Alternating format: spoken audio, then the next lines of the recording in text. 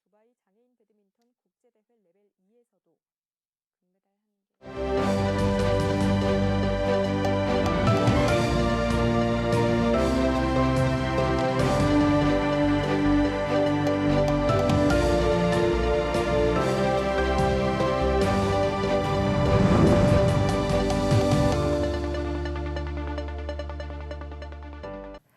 울산공항에서 철수했던 에어부산이 3년 4개월 만에 다시 취항합니다.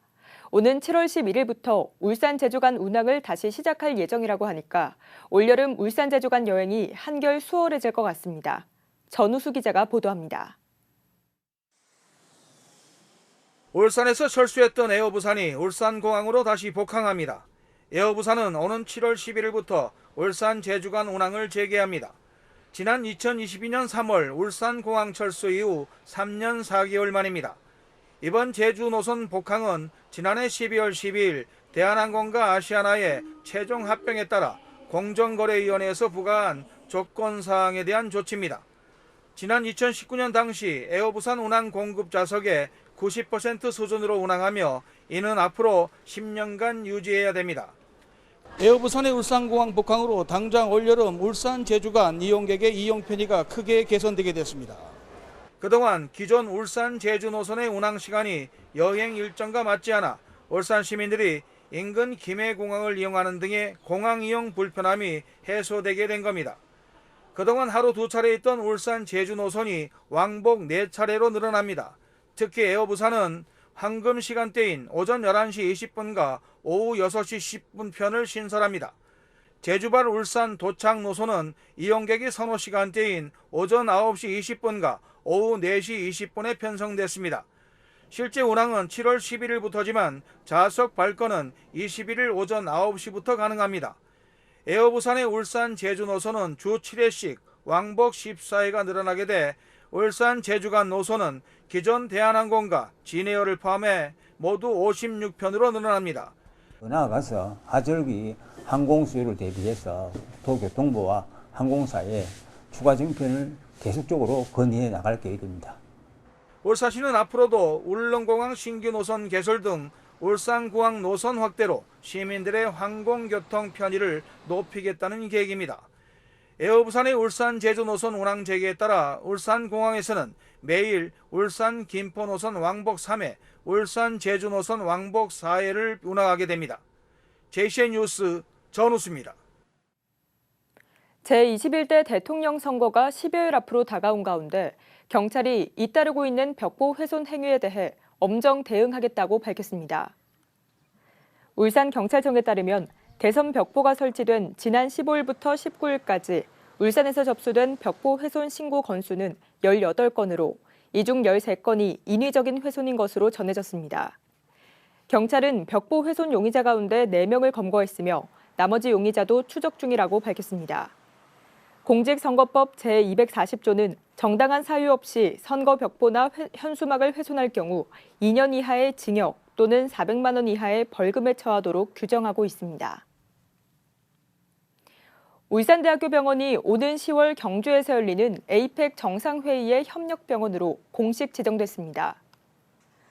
울산대병원은 어제 경주에서 열린 에이펙 정상회의 협력병원 업무 협약식에서 응급의료 지원과 현장 진료소 운영 등 의료 협력체계 구축에 적극 동참하기로 했습니다. 이에 따라 울산대병원은 정상회의 기간 동안 응급환자 진료를 비롯해 의료 지원과 현장 진료소 운영 등에 적극 협조할 계획입니다. 수천억 원의 원전 지원금을 받아 집행하는 서생면 주민협의회의 사단법인 설립 허가를 취소해달라는 소송이 제기됐습니다. 법조계에 따르면 울주군 서생면 주민인 이모 씨는 어제 울산시를 상대로 서생면 주민협의회의 사단법인 설립 허가를 취소해달라는 소송을 울산지법에 제기했습니다. 원고 측은 울산시는 지난 2016년 4월 서생면 주민협의회에 사단법인 설립 인허가를 내줬지만 정작 법인 설립을 위한 결의는 설립 허가가 난 이후에나 열렸다며 사단법인 설립 요건과 절차를 갖추지 못했는데도 울산시가 설립 허가를 내줬다고 주장했습니다. 이에 대해 울산시와 한수원은 정확한 사실관계를 확인하겠다고 답했습니다. 프로축구 울산 HDFC와 주식회사 오뚜기가 어제 서울주 소방서에서 산불 진화 노고에 감사하는 의미의 푸드트럭 행사를 열었습니다. 이번 행사는 서울주 소방서와 울산 HDFC 선수, 오뚜기 관계자 등 200여 명이 참석한 가운데 간식과 음료 배식, 등산길 대시민 화재 예방 홍보 등으로 진행했습니다. 서울주 소방서는 지난 산불로 고생한 직원들을 위해 의미 있는 행사를 열어준 울산 HD와 오뚜기에 감사드린다며 관내 산불과 화재 예방에 최선을 다하겠다고 말했습니다. 장생포 고래문화특구가 꾸준한 인기를 얻으면서 누적 방문객 1,400만 명을 넘어섰습니다. 올해도 다양한 행사와 축제가 장생포 곳곳에서 펼쳐질 예정인데요. 최근 장생포를 중심으로 한 광역 관광 개발도 본격화되면서 지역 관광 활성화에 대한 기대감이 커지고 있습니다. 라경훈 기자가 보도합니다. 3년 연속 100만 명 이상이 찾고 있는 장생포 고래문화특구. 다채로운 볼거리와 즐길거리로 관광객들의 발길이 이어지고 있습니다. 지난해까지 고래문화특구를 찾은 누적 방문객은 1,400만 명을 넘어섰습니다. 올해도 이곳 장생포에서 다양한 축제와 행사가 본격적으로 시작됩니다. 먼저 고래박물관 개관 20주년을 맞아 특별 전시와 함께 각종 공연과 이벤트가 진행됩니다. 다음 달에는 장생포 대표 축제 중 하나인 장생포 수국축제가 열립니다. 34종, 34,000본의 화사한 수국과 함께 올해는 처음으로 수국이 그려져 있는 1,500개의 초롱까지 장생포를 수놓아 더욱 풍성한 볼거리를 제공합니다. 다양한 이벤트와 함께 남북권 관광개발 사업의 본격적 추진으로 500만 관광시대를 착실히 준비하고 있습니다.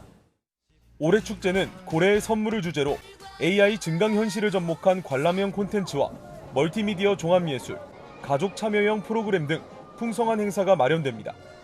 장생포를 중심으로 한 관광 거점 조성도 속도를 내고 있습니다.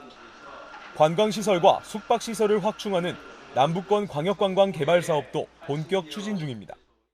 매주 볼거리와 즐길거리가 가득한 우리 사계절 명품 관광 장생포 프로그램도 운영하고 있고요. 앞으로도 다양한 우리 체험 시설을 갖추어서 대한민국 대표 관광도시로 더욱 도약해 나가도록 하겠습니다. 해마다 다양한 행사로 인기를 더해가고 있는 장생포. 올해도 풍성한 축제와 행사들로 관광객들의 기대를 모으고 있습니다. JCN 뉴스 라경훈입니다. 올해로 5회째를 맞이하는 울산국제아트페어를 앞두고 미리 보는 아트페어가 어제부터 롯데백화점 내 에비뉴얼관에서 문을 여는 등 본격적인 홍보에 들어갔습니다. 울산국제아트페어 추진위는 올해 아트페어는 산업이 예술을 키운다를 주제로 다음 달 5일 VIP 프리뷰를 시작으로 나흘 동안 울산 전시컨벤션센터에서 열린다고 밝혔습니다. 올해는 14개국 80여 개 갤러리, 15개의 특별전에서 400여 명의 작가가 3,500여 점의 작품을 선보이는 등 영남권 최대 규모의 국제 행사가 될 것으로 기대됩니다. 산업과 예술의 융합을 주제로 삼았습니다. 산업과 예술은 항상 이렇게 같이 성장해야지 되는 부분이기 때문에요. 여러 주제나 또 특별전에서 많은 정체성을 담았고요. 울산시가 전국 광역지자체 중에서는 처음으로 초등학생들에게 문화 향유 기회 제공을 위해 10만 원의 문화예술 활동비를 지원합니다. 울산시는 7세에서 12세까지의 초등학생 연령대 아동들을 대상으로 연간 10만 원의 문화예술 활동비를 지원하는 울산 아이문화패스 사업을 다음 달부터 시행한다고 밝혔습니다. 울산시는 이번 사업을 위해 총 69억 원의 예산을 편성하고 경남은행과 업무 협약을 체결해 선불카드 형식의 아이문화패스를 제작했습니다. 7세에서 12세 아동이 있는 가정에서는 다음 달 1일부터 울산 아이문화패스 공식 누리집에서 신청하면 아이문화패스를 발급받을 수 있습니다. 울주군 온양읍 하서마을에 100세 이상 장수 어르신이 3명이나 살고 있어 화제가 되고 있습니다. 울주군에 따르면 현재 군내에 100세 이상 장수 어르신은 모두 55명으로 온양읍 하서마을은 울주군 전체 마을 384곳 중 100세 이상 어르신이 가장 많은 장수마을입니다. 한편 울주군은 지난해 울주군 장수 축하물품 지급 조례를 제정하고 올해부터 100세가 된 어르신에게 장수 축하물품을 지급하고 있습니다. 울산시교육청이 유아 대상 영어 학원을 대상으로 선행학습 유발 실태를 점검하기 위해 다음 달까지 특별 점검 전수조사에 나섭니다. 이번 달 기준 울산에서 반일제 이상 수업을 운영하는 유아 대상 영어 학원은 25곳으로 시교육청은 등록의 교습과정 운영과 유치원 등 명칭 부적절 사용 등 학원법 위반 여부 전반을 점검할 예정입니다. 특히 선행학습 조장 정황이 있는 학원을 대상으로 수준 시험을 활용한 교습생 선발 여부와 고액 교습비 책정 등을 중점적으로 파악해 행정 조치할 계획입니다. 중구청 직장운동 경기부 장애인 배드민턴 팀이 지난 13일부터 18일까지 바레인 마나마에서 열린 2025 바레인 장애인 배드민턴 국제대회 레벨 2에서 대활약을 펼쳤습니다. 올해 처음 국가대표로 선발된 박혜성 선수는 세 종목에서 모두 금메달을 획득하는 쾌거를 이뤄냈으며 정재곤 선수도 단식 종목에서 동메달을 목에 걸었습니다. 박혜성 선수는 앞서 열린 2025년 두바이 장애인 배드민턴 국제대회 레벨 2에서도 금메달 1개와 동메달 1개를 획득한 데 이어 정재곤 선수도 동메달을 차지했습니다. 울산 양대 노사 중 하나인 HD 현대중공업 노사가 어제 상견례를 갖고 올해 임금교섭에 들어갔습니다. 현대차 노조도 오는 28일 임시 대의원 대회를 열고 올해 요구안 등에 대해 논의하기로 하면서 본격적인 임단협 시즌이 시작됐습니다. 박영훈 기자가 보도합니다. HD 현대중공업 노사가 올해 임금교섭 상견례를 위해 한자리에 모였습니다. 조선업계가 수주 호황기, 이른바 슈퍼사이클에 진입하며 HD 현대중공업이 올해 1분기 역대급 실적을 올리면서 이에 따른 보상이 이번 임금교섭의 주요 쟁점이 됐습니다. 슈퍼사이클에 진입을 했고 그래서 그러한 부분에 있어서 충분한 보상이 이루어진다면 현중지부도 마찬가지로 휴가 전 타결을 꼭 이루어내서 실적이 좋아지는 부분은 저희들이 인정을 합니다. 인정을 하고 당연히 그런 부분에서 또 보상을 어떻게 할 건지 그 부분에 대해서도 깊이 고민을 할 거고요. 반면에 또 지속적인 성장을 위해서 회사가 미래를 위해서는 어떤 부분에서든지 투자가 이루어져야 되고. HD 현대중공업 노조는 기본급 14만 1,300원 인상과 임금 피크제 폐지를 전제로 한 정년 연장, 성과금 산출 기준 변경 등의 내용이 담긴 요구안을 사측에 제출했습니다. 지난해 임단협에서 받아내지 못한 보상안을 올해 임금교섭에 다시 올린 겁니다.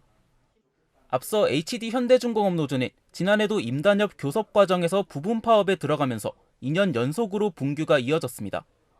하지만 올해 기본급 인상 요구안이 지난 2023년과 지난해 요구안보다 낮아 올해는 무분규 타결을 이룰 수 있을지 주목되고 있습니다. 현대차 노조도 오는 28일 임시 대의원 대회를 열고 올해 요구안 등에 대해 논의한 뒤 향후 사측에 요구안을 전달해 상견례 등 교섭 일정을 정할 예정입니다. 현대차 노사는 지난해까지 6년 연속 무분규 타결을 이어오고 있지만 노조가 지난해 합의하지 못한 주 4.5일제 시행을 다시 요구할 걸로 알려져 이번에도 무분규 타결이 될 수 있을진 미지수입니다. 한편 지난해 대법원 통상임금 판결로 양대 노조 모두 이번 임금교섭에서 미지급 통상임금 반환에 대해 논의할 걸로 예상돼 교섭의 변수가 되고 있습니다. 울산 양대 노사 중 하나인 HD 현대중공업 노사의 올해 임단협이 본격적으로 시작되면서 지역 노동계의 관심도 집중되고 있습니다. JCN 뉴스 박영훈입니다. HD 현대건설기계가 어제 울산 공장에서 스마트 팩토리 준공식을 열고 글로벌 생산 허브로의 본격적인 전환을 알렸습니다. HD 현대건설기계는 울산 공장 내 1, 2공장을 통합하고 용접 로봇과 AI 기반 품질 검사 시스템 등을 도입해 자동화 공정을 강화했으며 연간 생산 능력도 기존보다 56% 증가한 15,000대로 확대됐습니다. 스마트 팩토리는 앞으로 글로벌 생산의 중심인 마더 플랜트로 운영되며 미국, 유럽 공장과도 유기적으로 연계될 예정입니다. 울산시는 지난 2022년 12월부터 추진 중인 울산 미포 스마트 그린 산단 통합 관제센터 구축 사업이 현재 추진률 90%로 순항 중이라고 밝혔습니다. 울산 미포 스마트 그린 산단 통합 관제센터는 인공지능을 기반으로 국가 산단 내 지하 배관 등을 실시간 관제 관찰하는 시스템을 갖추는 사업으로 울산정보산업진흥원을 비롯한 6개 기관이 컨소시엄을 구성해 국비 85억 원 등 총 130억 원이 투입돼 추진 중입니다. 울산시는 오는 11월 말까지 영상 감시 시스템과 스마트 부스, 관제 시스템의 구축을 완료해 국가산업단지의 안전사고 예방 체계를 한 단계 더 높이기로 했습니다. 울산 항만공사가 어제 북신항 일원에서 2025 재난대응 안전 한국훈련을 실시했습니다. 이번 훈련은 울산 항만공사를 비롯해 울산시와 울산지방해양수산청 등 11개 기관 200여 명이 참여한 가운데 진행됐습니다. 어제 훈련에서는 울산항에서 발생할 수 있는 대규모 해양오염 재난 상황을 가정해 각 기관의 협력 체계를 점검하고 인명구조와 해상 육상 오염 방제 등 분야별 대응 역량을 집중적으로 훈련했습니다. 어제 오전 10시 30분쯤 북구 연암동의 한 교차로에서 70대 운전자 1명이 다치는 사고가 발생했습니다. 사고는 화봉파출소 앞 황색 전멸 신호가 운영되는 교차로에서 연암 우체국 방면으로 가던 SUV와 연암 RC 방면으로 향하던 승용차가 수직 충돌에 발생했고 이 사고로 승용차 운전자가 다쳐 병원으로 이송됐습니다. 두 차량의 운전자는 모두 70대 남성이며 경찰은 이들이 음주운전 상태는 아닌 것으로 보고 정확한 사고 경위를 조사 중입니다. JCN 모닝앤 울산 마칩니다. 함께해 주신 여러분 고맙습니다.